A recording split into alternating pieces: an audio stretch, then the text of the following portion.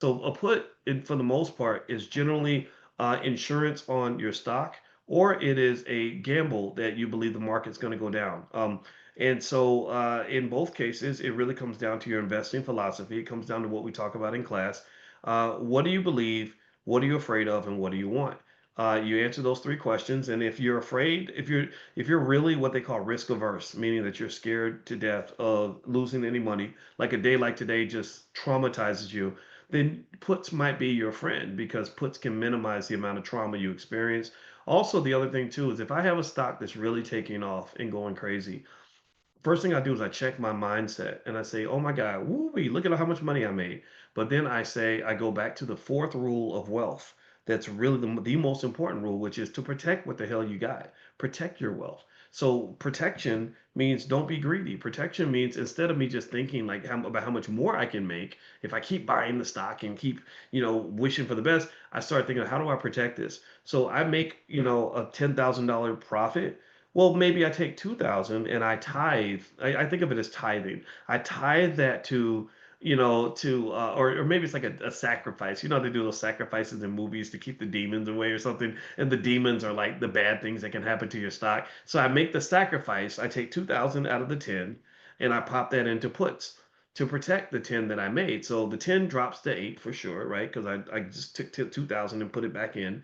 But it's okay. I made 8, right? So if I can focus on how happy I am to make 8,000, then that's better than me just sort of believing I need to have the whole 10. Do you know what I mean? Am I willing to sacrifice 2 to protect the 10 or to protect the other 8 better? You see what I mean? I hope that analogy makes sense. So when you're making money, I think you should, in my philosophy, again, not telling you what to do, my personal philosophy to keep myself from going crazy as an investor is I try to count my blessings. I do that in life, though. I do that with everything. That's how, because in high school, y'all didn't even ask for this story, but I'm going to tell you.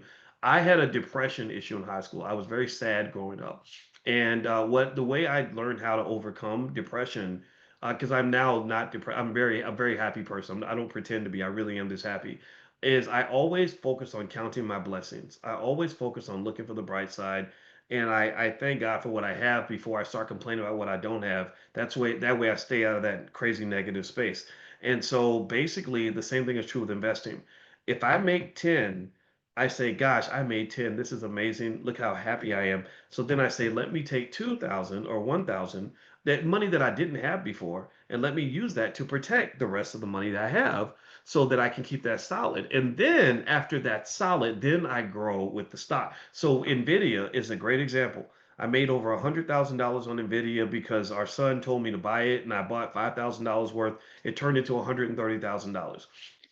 Well, if you make $130,000 and you didn't even have to do any work, you probably should just not get greedy. Like just like imagine if it was only 110 and you took 20,000 and let's say I took 20,000 and bought puts with the 20,000. I'm still 100 times better off than I was before. But a lot of people don't do that. They'll buy more of the stock or they won't even think about the downside. They're only thinking about the upside, and that's when your perception of your investing becomes distorted.